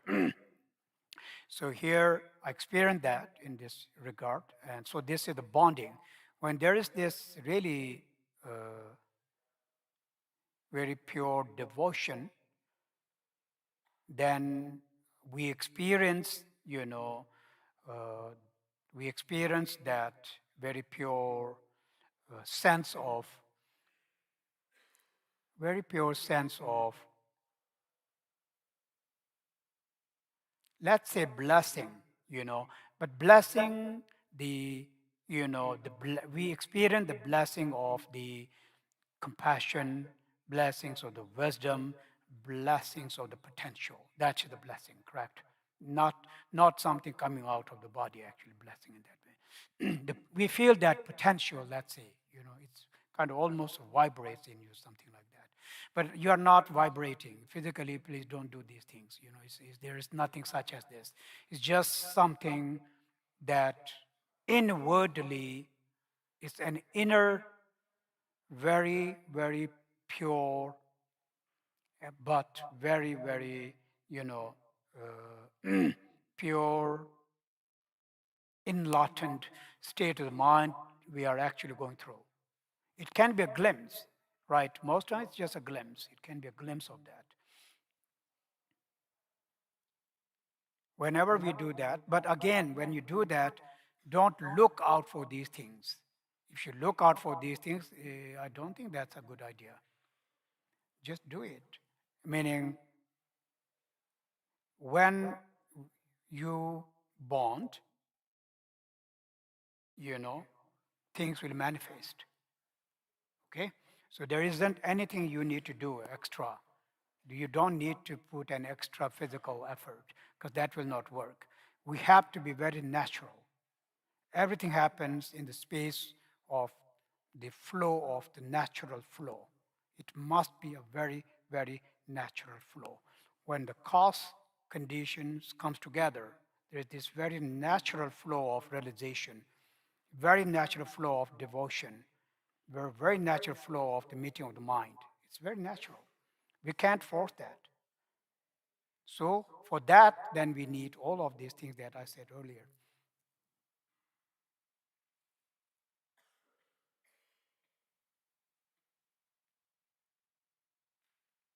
Well, I finished the four foundations. The fastest explanation of the four foundation. No. I know all of you know this, so I just needed to give some glimpses, less than glimpse into that. Okay, I think I'm going to stop because I now don't know what to say. But if you like, you please feel free to ask questions, and I'll do my best to answer them. I think we have some time. Please go ahead. Please go ahead. Whoever is, so there is one. Okay, go ahead. You have. Would you please? Oh,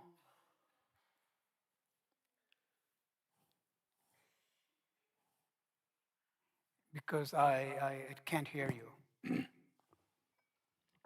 So, in case someone would like to ask questions, please come forward to the left side of the Gompa.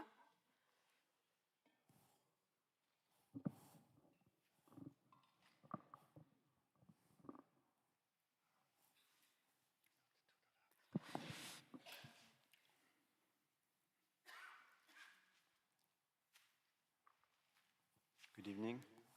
Good evening. Um, so my question is about, you were talking about sexual intercourse, and you said that by definition it's negative. Mm-hmm. Would you be able to explain and give a bit more details about it, please? Sure, I'll try. Cool, thank you. Okay. It's actually because of the cause. The cause of that is, a negative emotion of attachment. So the attachment is negative because it's one of the three poisons, right? Attachment is one of the poisons. It's actually because of that. It's because of the cause for that. So But I ask because I can see that there's some beings or bodhisattvas who have some partners and who has relations. So Okay. this is why I'm curious. What's the Okay. subtlety? You know? I see. Well, that's something you may have to ask them, you know. But yes, no, truly, there is no difference between vow is a vow, and whoever violates that, violates that. So there is no difference between anybody. From that point of view, there is no hierarchy at all. That answers your question. Yes, I agree. Vow is vow. It was more, maybe I didn't understand it well. It was because I heard um, when you were talking about the first precept, you said by itself, by definition, it's negative. Yeah, So so this is, it's also negative for them too, is what I'm saying. yeah, okay, all right, okay. If that was the case, then it's okay. Yeah, it is a similar question also about the sexual intercourse. If it is inherently negative, Yes. then Okay. if then the conditions arise for it to happen, then there is the intention for it, and the act is done, and there is also satisfaction afterwards. So these four things, that would mean that it is like a root negative action. Okay, so first, it's same answer. If your question is the same, then answer will remain same.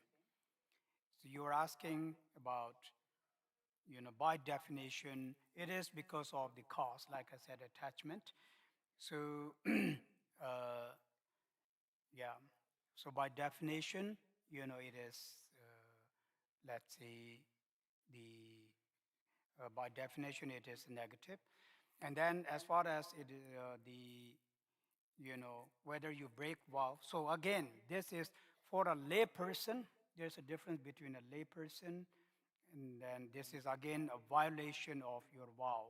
So one thing I need to make clear here is that for you, by generally here, when you take these 8 precepts as a lay person, then it's a sexual intercourse, and it is actually a violation because of the vow.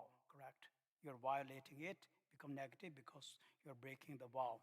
So this is one. Uh, but generally, for the lay people, it is not considered, the physical intercourse is not considered as a negative action, correct? It's not considered. So therefore, you don't break the vow. This was your question. So when it is said that, the, intercourse by nature is actually with regard to the cause.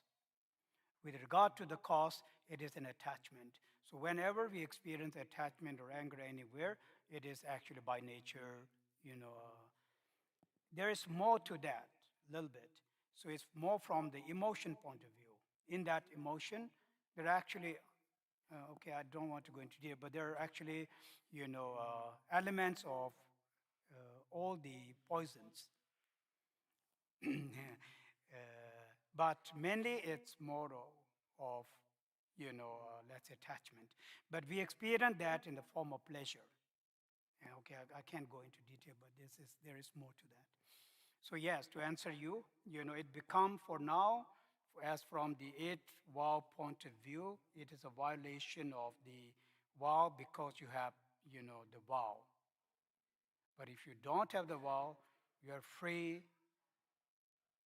to have relationships. Yes, it's because of that. Okay, thank you. Mhm.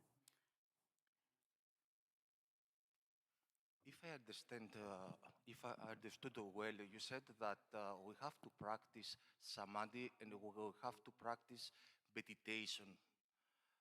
I have, as far as from little knowledge I have, that samadhi is the fruit of the deep meditation. How can we practice separately? If maybe I didn't understand well, You said that we have to practice samadhi, we have to practice meditation. And another question is, what is the connection between Langton and samadhi, if there is? Okay, that's a good question. Thank you. Yes, it's a good question actually. So the the three things that I said, Shila, Samadhi, meditation. Some people may first attend, view, and through view, one may, then attend the Samadhi and then the Shila. It can be backwards. Pretty much meaning first you can have lockdown, and through lockdown, then rest of them is accomplished. This is one way of doing that. Then the other way actually is how I said. The other way is through accomplishing, let's say, Shila, and then you accomplish the Samadhi. So generally there are two kind of, okay, now this is from the meditation point of view. So there are two kinds of individuals. Individuals with, a very, very sharp, wisdom or sharp faculty, we call it. Basically, those are the individuals with the potential of the Mahayana potential or, potential of the higher potentials. So they first actually experience Lakton, the view, and then along with that, then also accomplish. It's pretty much simultaneous, but that's how it happens. I think it's actually the case with many of the other people as well.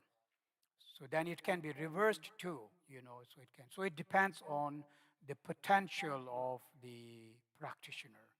How sharp, not sharp is your potential. Then accordingly, you will, let's say, experience the meditation. So it's because of that. So there is, it's quite, uh, yes, so it depends on these potentials or the mental potentials.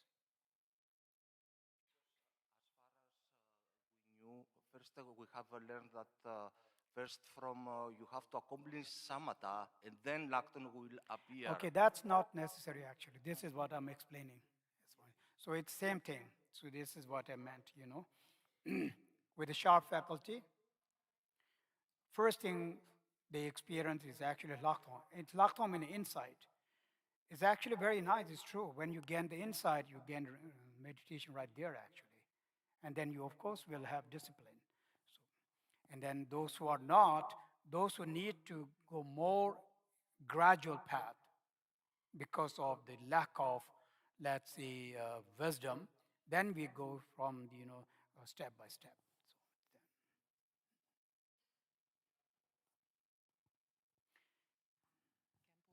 So, I was just wondering about AIDS vow, distraction vow. It was, you mentioned singing and playing music and dancing and so on, but I was wondering, is it up to date? Because today, I think the main distraction comes from the handy, internet surfing and chatting okay. and Okay. I mean, here we don't have the television, but at home as well. Okay. So is this also of concern, considering the AIDS vow? Ah, okay.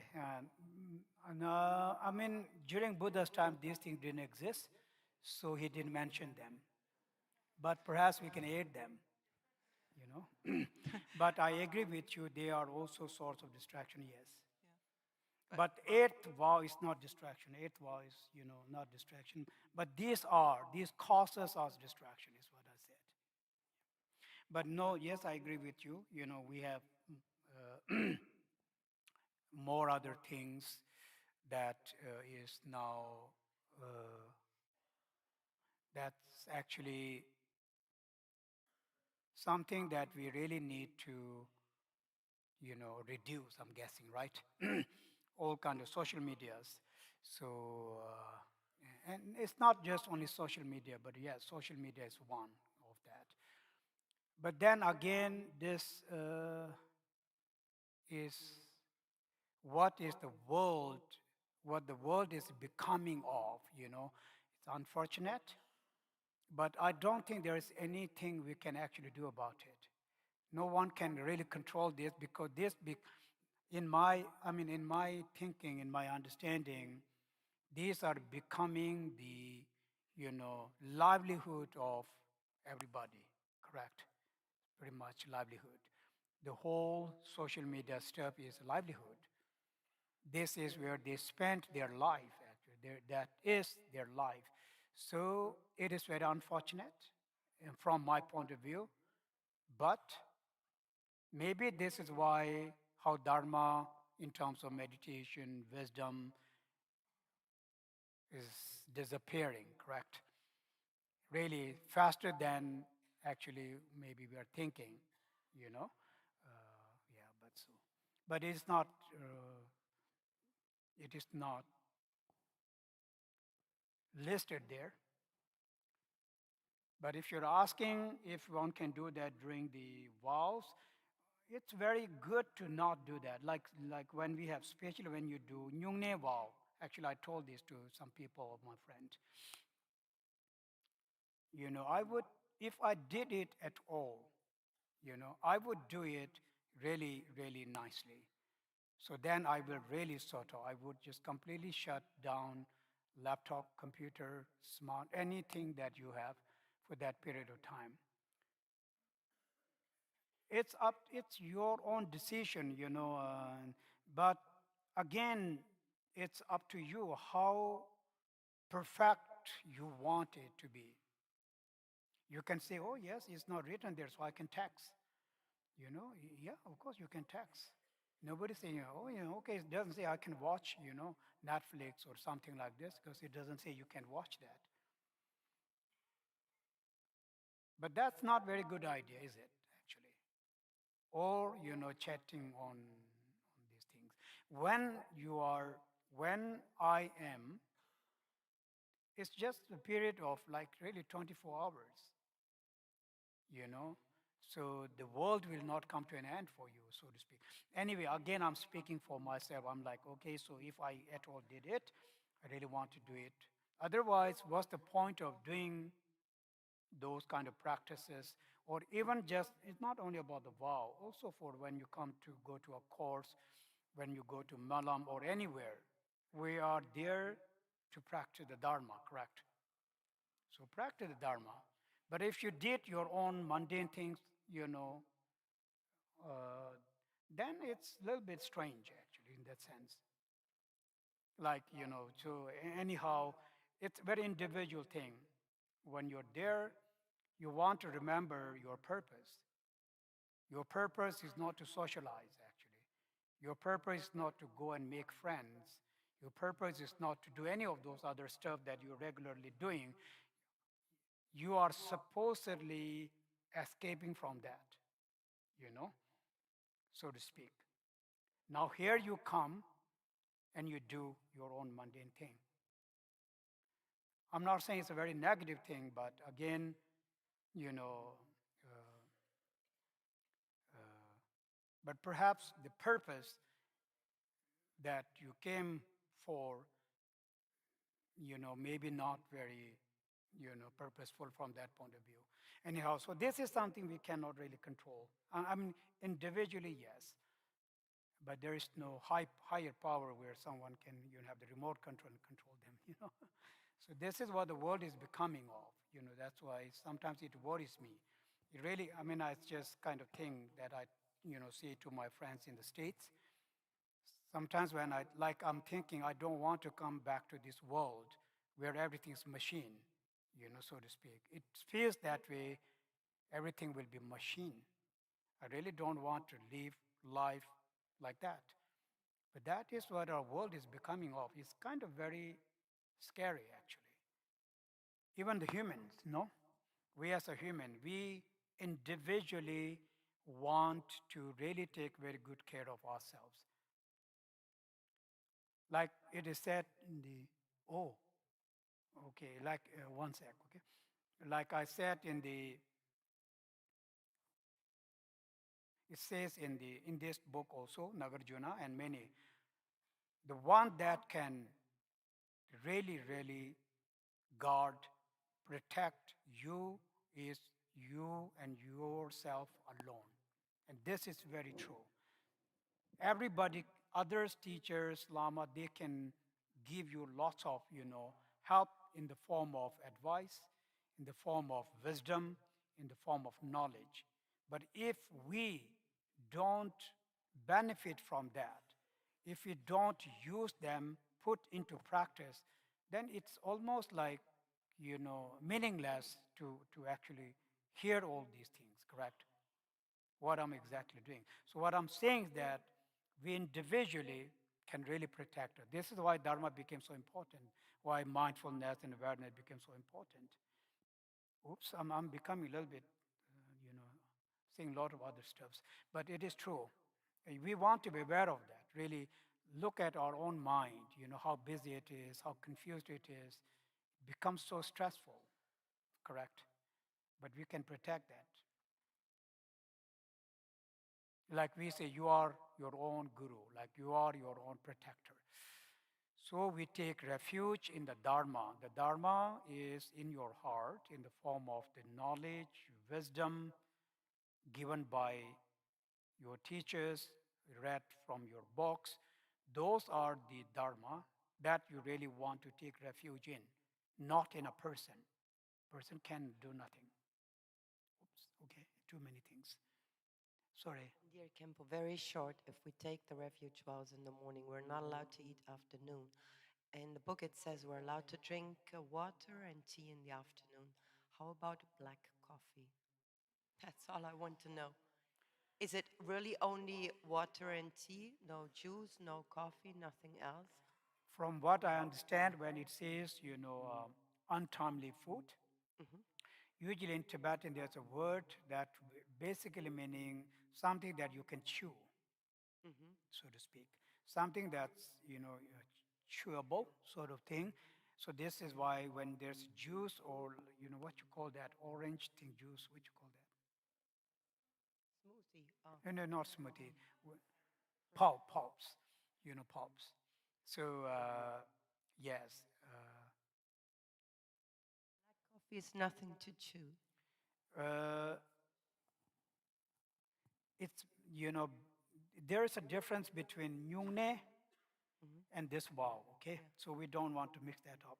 No, I'm talking of the sojong tomorrow Yeah, so morning. Sojong vow, in the Sojong vow, uh, mainly what it meant is you don't eat any untimely food, as in we call it raw food, also in Tibetan, raw food, food that's raw as in, meal kind of thing. So basically it is taught as a meal. So then, like I was scolding my friend, he's like, okay, I can't have the meal, so I'll grind it and then drink it, And I'm telling him, I was scolding him, saying that don't do that. Who are you trying to fool, Don't do that. Anyways, but yes, literally smoothie, all that maybe not allowed because it is a food actually, right? Food meaning something that fills your tummy. Drink is something that quench your thirst. So to quench your thirst, you can drink liquid, correct? So if coffee is liquid, you're allowed to drink that. Okay, thank you. I think three and that, no? All right. So we should stop now. I think I went a little bit here and there. So anyway, again, thank you very much for being here, and it's really, really, a pleasure, being able to be part of this, and very happy to see a lot of friends here, familiar faces and new faces too. Uh, and it's very important that we really, really took very good, benefit. I shouldn't say advantage, but the benefit of, being here, right? So,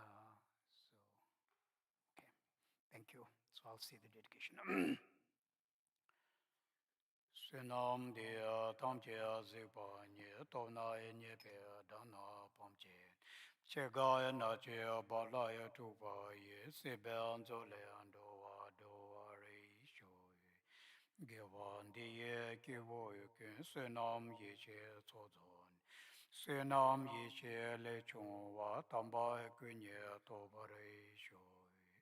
Minjiro lombo kuya tashi sho yen la ya tu jo songge tashi sho tadala timya tu je tashi sho gyalwe ko song tu je tashi sho